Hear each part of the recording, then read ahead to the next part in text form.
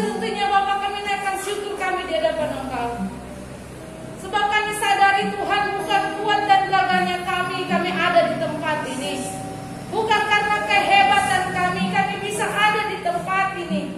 Bukan karena kekuatan kami bisa ada sampai saat ini. Itu semuanya Bapak karena kasih anugerah yang Tuhan berikan bagi setiap kami. Bapak, kami memberikan hati kami, pikiran kami, jiwa kami pada saat ini untuk mendengarkan firman-Mu. Sebab ketika kami mendengarkan firman-Mu, maka itu menjadi kekuatan baru bagi setiap kami Bapak. Ketika kami menjalani hari-hari kami Tuhan, ketika kami menjalani kehidupan kami Bapak, di tengah-tengah pergumulan yang masih Tuhan percayakan bagi setiap kami. Beri hikmah bagi setiap kami yang mendengarkan Tuhan, sehingga ketika kami mendengarkan sabda Tuhan, maka kami dimampukan untuk mengerti apa yang Tuhan sampaikan bagi setiap kami, sehingga kami dimampukan untuk melakukannya dalam kehidupan kami. Berfirmanlah Engkau Tuhan pada saat ini, sebab kami siap mendengarkan-Mu. Yang siap mendengarkan firman Tuhan, kita sama katakan amin. Haleluya. Jemaat Tuhan dipersilakan duduk kembali. Kita akan membuka kebenaran firman Tuhan kita pada saat ini. Ketika di minggu lalu itu kita masih merasakan atau merayakan yang namanya kenaikan Tuhan Yesus. Nah, ketika Yesus naik ke surga, itu bukan berarti Yesus meninggalkan kita sebagai anak yatim piatu. Tetapi Yesus menjanjikan akan mengirimkan Roh Penghibur bagi setiap kita. Maka apa yang harus kita lakukan ketika kita mendapatkan Roh Penghibur itu? Ketika kita mendapatkan Roh Penghibur itu, yaitu Roh Kudus yang dijanjikan Tuhan ketika Yesus naik ke surga, maka itu akan membuat kita semakin mengasihi Allah. Maka tema kecil kita firman Tuhan pada saat ini adalah mengasihi Allah. Mari kita buka dalam Yohanes pasalnya yang ke-15. Yohanes pasal 15 ayat 9 sampai ayat yang ke-17.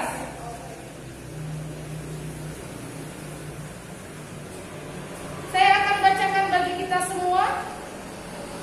Yohanes pasal 15 ayat 9 sampai 17 dikatakan dengan judul perintah supaya saling mengasihi. Seperti Bapa telah mengasihi aku, demikianlah juga aku telah mengasihi kamu. Tinggallah di dalam kasihku itu. Jikalau kamu menuruti perintahku, kamu akan tinggal di dalam kasihku, seperti aku menuruti perintah Bapakku dan tinggal di dalam kasihnya. Semuanya itu kukatakan kepadamu, supaya sukacitaku ada di dalam kamu dan sukacitamu menjadi penuh. Inilah perintahku, yaitu supaya kamu saling mengasihi seperti aku telah mengasihi kamu. Tidak ada kasih yang lebih besar daripada kasih seorang yang memberikan nyawanya untuk sahabat-sahabatnya. Kamu adalah sahabatku jikalau kamu berbuat apa yang kuperintahkan kepadamu. Aku tidak menyebut kamu lagi hamba, sebab hamba tidak tahu apa yang dibuat oleh tuannya. Tetapi aku menyebut kamu sahabat, karena aku telah memberitahukan kepada kamu segala sesuatu yang telah kudengar dari Bapakku. Bukan kamu yang memilih aku, tetapi akulah yang memilih kamu. Dan aku telah menetapkan kamu supaya kamu pergi dan menghasilkan buah, dan buahmu itu tetap. Supaya apa yang kamu minta kepada Bapa dalam namaku, diberikannya kepadamu. Inilah perintahku kepadamu, kasihilah seorang akan yang lain. Haleluya. Diberkati kita yang mendengarkan, bahkan terlebih lagi yang melakukannya dalam kehidupan kita hari lepas hari. Tema kecil kita tadi adalah mengasihi Allah. Ketika kita mendengar kata mengasihi, mengasihi ini berasal dari kata dasarnya kasih. Dan kata kasih ini bukanlah kata yang tidak pernah kita dengar. Malah ini sudah sangat tidak asing lagi, yang sudah sering kali kita dengar kata kasih ini. Kata kasih ini ketika kita melihat kamu bahasa, itu adalah perasaan sayang, perasaan cinta, dan perasaan suka yang dinamakan dengan kasih. ajarkan. Yang pertama itu adalah kasih Allah kepada umatnya. Dan tidak ada yang bisa membandingkan atau mungkin yang melewati atau bisa seperti kasih ini, yaitu kasih agape. Kasih yang tak bersyarat daripada Allah kepada jemaatnya. Yang kedua kita bisa belajar itu yaitu kasih filial, yaitu kasih antar persaudaraan, menyayangi saudara-saudara. Yang ketiga itu kasih eros, yaitu kasih antara hubungan suami dan istri. Dan yang keempat adalah kasih stroge, yaitu kasih antara ayah dan anak, orang tua dan anak ke orang tua. Dan jadi dari keempat kasih ini kita mau belajar dari kebenaran firman Tuhan pada saat ini, yaitu kasih yang pertama tadi, kasih agape, mengasihi Allah seperti Allah juga mengasihi kita. Tapi apakah kita bisa mengasihi Allah seperti Allah mengasihi kita tanpa syarat? Coba kita tanyakan, kita ekspresikan dalam kehidupan kita. Kita tanya dalam hati, bisakah kita mengasihi Allah seperti Allah mengasihi kita? Di sini dikatakan bagaimana caranya agar kita bisa mengasihi Allah. Yang pertama dikatakan di ayat yang ke-9. Kita perhatikan, seperti Bapa telah mengasihi aku, demikianlah juga aku telah mengasihi kamu. Tinggallah di dalam kasihku itu. Jadi bagaimana cara kita bisa mengasihi Allah? Itu perkataan yang kita bisa pelajari, yang kita bisa lakukan dalam kehidupan kita. Ketika kita mau berkomitmen mengasihi Allah, yang pertama yang harus kita lakukan adalah tinggal di dalam kasih-Nya. Tinggal di dalam kasih-Nya. Ketika kita berkata, aku mengasihimu Tuhan, tetapi kamu tidak tinggal di dalam kasih-Nya, maka itu percuma. Ketika kamu tinggal di dalam kasih-Nya Tuhan, maka itulah arti engkau mengasihi Allah. Tapi bagaimana cara kita tinggal dalam kasih-Nya? Yaitu kita dengan membaca firman Tuhan, kita berdoa, kita mendengarkan apa yang dikatakan Tuhan. Dilanjutkan dikatakan di sini di ayat yang ke-10. Jikalau kamu menuruti perintahku, kamu akan tinggal di dalam kasihku. Haleluya. Di sini sudah Tuhan katakan dengan sangat jelas. Bagaimana kita bisa tinggal di dalam kasih-Nya, yaitu dengan menuruti segala perintah-Nya. Tidak ada lagi kata-kata yang lain di situ. Tidak ada lagi tawar-menawar di situ. Dengan jelas di ayat 10. Jikalau kamu menuruti perintahku, kamu akan tinggal dalam kasihku. Jadi kita tidak lagi mencari-cari bagaimana cara kita bisa tinggal di dalam kasih Tuhan ya. Bagaimana ya? Hanya satu yang Tuhan katakan, yaitu dengan menuruti segala perintahku. Firman Tuhan di sini sangat jelas, banyak perintah-perintah yang Tuhan berikan bagi setiap kita. Apakah kita sudah berdoa di hadapan Tuhan? Apakah kita sudah rajin membaca Alkitab? Apakah kita sudah berusaha untuk senantiasa melayani Tuhan dalam kehidupan kita? Melayani Tuhan bukan hanya ketika kita membawakan firman Tuhan, bukan. Ketika kita membersihkan gereja, ketika kita mendoakan saudara-saudara kita, jemaat Tuhan, itu sudah melayani Tuhan. Jadi jangan kita lantas berpikir bahwa melayani Tuhan hanya ada ketika kita di sini. Ketika kita membawakan firman Tuhan, ketika kita membawa pujian, sudah itu saja melayani Tuhan.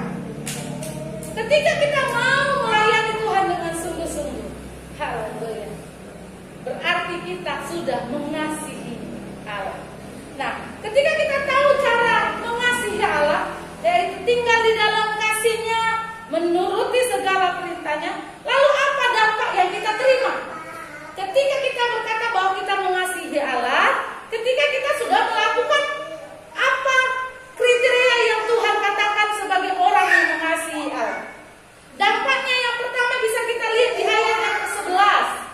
Dikatakan di ayat yang ke-11, semuanya itu kukatakan kepadamu, supaya sukacitaku ada di dalam kamu dan sukacitamu menjadi penuh. Dampak yang pertama ketika engkau berkata bahwa engkau mengasihi Allah,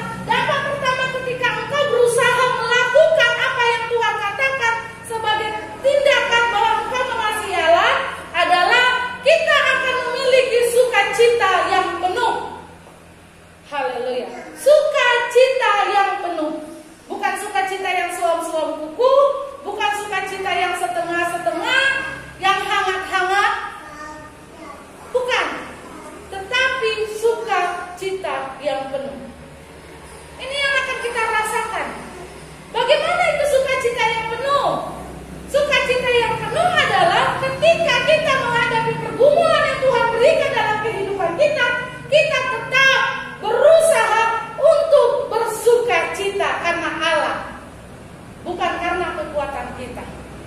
Kita tetap berusaha untuk menjalani setiap pergumulan yang Tuhan percayakan bagi setiap kita, yaitu dengan sukacita. Memang sangat berat ketika kita mengalami pergumulan kita bersukacita. Tapi itu yang Tuhan mau katakan bagi setiap kita. Ketika engkau mengasihi Allah, maka dampaknya sukacitamu itu akan menjadi penuh. Tidak akan surut, tidak akan berkurang dengan banyaknya pergumulan yang Tuhan berikan. Secara manusia memang sadar tidak sadar ketika kita mengalami pergumulan, pasti kita akan pernah berkata, sampai kapan pergumulan ini Tuhan? Secara manusia ya, itu pasti. Kapan jalan keluarnya ini Tuhan? Contohnya. Itu pasti akan pernah kita rasakan. Ketika kita menghadapi pergumulan, karena kita memang secara manusia. Tetapi ketika kita menjadi orang yang mengasihi Allah, maka ketika kita mengucapkan hal itu langsung diingatkan oleh Tuhan. Ayo sukacitamu penuh. Ayo tetap bergirang. Ayo tetap melakukan apa yang Tuhan katakan. Percaya Tuhan akan berikan jalan keluar. Walaupun memang tidak sesuai dengan apa yang kita mau, apa yang kita pikirkan. Ketika kita mengalami pergumulan, jangan lantas ketika kita berdoa kepada Tuhan, walaupun kita dengan sukacita, Tuhan, kita mengungkapkan pergumulan kita, dan kita berpikir Tuhan akan menjadi sesuai dengan apa yang kita mau. Jangan. Kita akan ingatkan kembali ke doa Bapa kami. Kehendak-Mu lah yang jadi, bukan kehendakku, bukan sesuai apa mauku, bukan sesuai dengan logikaku, tetapi kehendak Tuhan lah yang jadi. Jadi inilah yang pertama, dampak yang pertama yang akan kita rasakan. Sukacita kita akan menjadi penuh, walaupun kita di tengah-tengah duka cita sekalipun. Dampak yang kedua, bisa kita lihat di ayatnya yang ke-14. Kamu adalah sahabatku jikalau kamu berbuat apa yang kuperintahkan kepadamu. Haleluya. Dampak yang kedua ketika kita berkata bahwa aku mengasihi Allah adalah kita menjadi sahabat Allah. Haleluya. Dengan jelas dikatakan di ayat ke-19, ayat 15. Aku tidak menyebut kamu lagi hamba sebab kamu tidak tahu apa yang diperbuat oleh tuannya. Tetapi aku menyebut kamu sahabat karena aku telah memberitakan kepadamu segala sesuatu yang telah kudengar dari Bapakku. Jadi seorang sahabat itu akan mendengarkan apa yang dikatakan oleh sahabatnya. Contohnya, saya sedang mengalami pergumulan. Saya bercerita dengan seorang sahabat saya. Pasti dia akan mendengarkan apa yang kita gumulkan, apa yang kita ceritakan. Jika dia benar adalah sahabat kita yang daripada Tuhan, maka dia akan memberikan jalan keluar. Pemikiran-pemikiran, ide-ide. Walaupun mungkin dia tidak bisa membantu kita secara penuh, tapi dia akan memberikan kekuatan bagi kita. Begitu juga dengan Allah, Yesus. Dikatakan bahwa kita menjadi sahabatnya. Sehingga apapun yang kita konsultasikan dengan dia, dia akan memberikan kekuatan bagi setiap kita. Dia akan memberikan jalan keluar. Tapi lagi-lagi saya ingatkan kepada jemaat Tuhan, jawaban Tuhan itu ada 3. Ya langsung diberikan, tidak karena tidak sesuai dengan kondisi kita atau kebutuhan kita, dan menunggu. Karena Tuhan tahu waktu yang tepat untuk menjawab doa. Jadi bukan berarti Tuhan tidak menjawab doa kita. Mungkin kita berpikir seakan-akan Tuhan tidak menjawab, tapi sebenarnya Tuhan menjawab. Tunggu dulu, ini waktu belum tepat untuk kamu menerima jawaban ini. Atau dikatakan Tuhan, tidak, karena jawaban akan doamu itu belum atau tidak sesuai dengan kondisimu, tidak baik untukmu. Atau Tuhan menjawab, ya ini sudah saatnya Tuhan akan berikan. Tuhan akan jawab doamu saat itu juga. Jadi kita akan dianggap, kita akan menjadi sahabatnya Allah ketika kita mengasihi Allah. Kasih Allah adalah kasih tanpa syarat. Kasih agape. Dia akan jelaskan di ayat yang ke-13. Dikatakan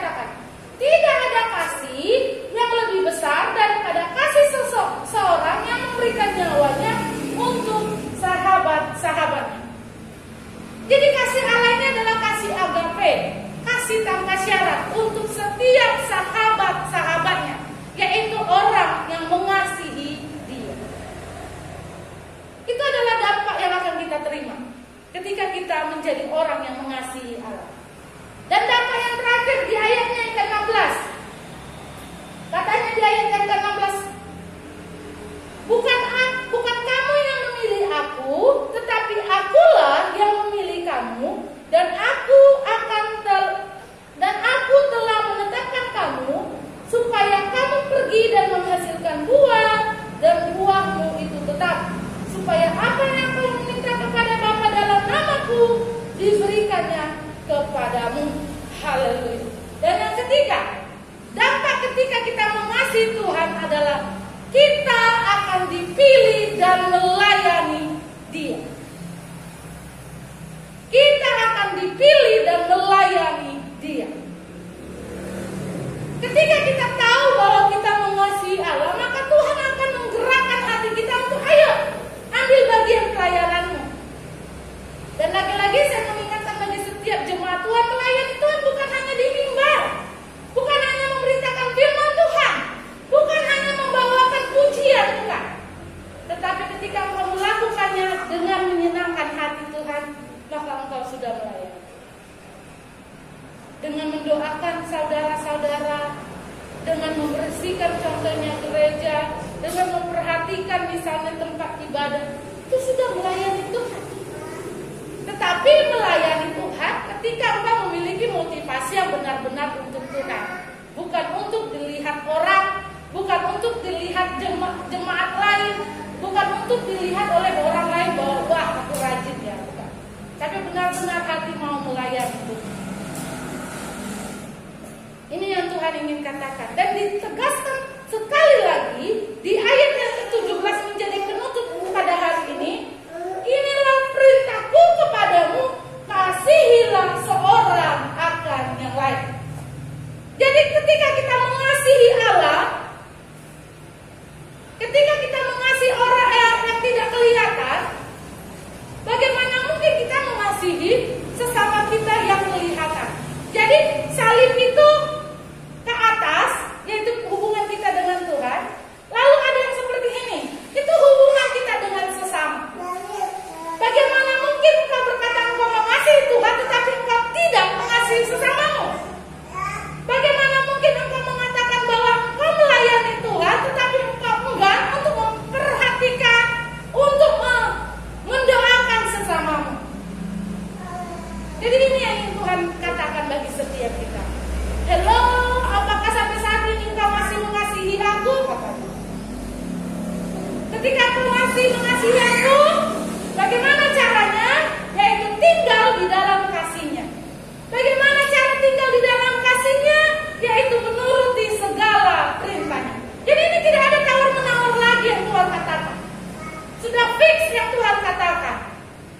Dengan jelas. Dan engkau akan merasakan dampaknya. Dan engkau akan merasakan hasilnya ketika engkau mengasihi Tuhan.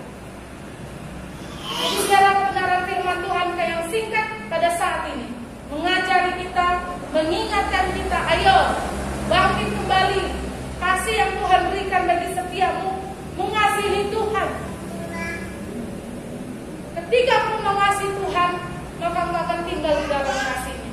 Engkau menuruti segala perintah-Nya, sehingga sukacitamu menjadi penuh, engkau menjadi sahabat Allah, dan engkau dapat melayani Tuhan dengan sukacita. Mari kita berdoa. Terima kasih Bapak, terima kasih Allah buat kasih setia yang Kau berikan bagi setiap kami. Kami bersyukur Tuhan buat hari ini karena Kau sungguh baik, bahkan teramat baik bagi setiap kami. Bapak, kami menyerahkan untuk setiap jemaat-jemaat Tuhan pada saat ini. Ketika Engkau melihat Bapak keadaan di tempat ini Tuhan, kami tidak tahu Bapak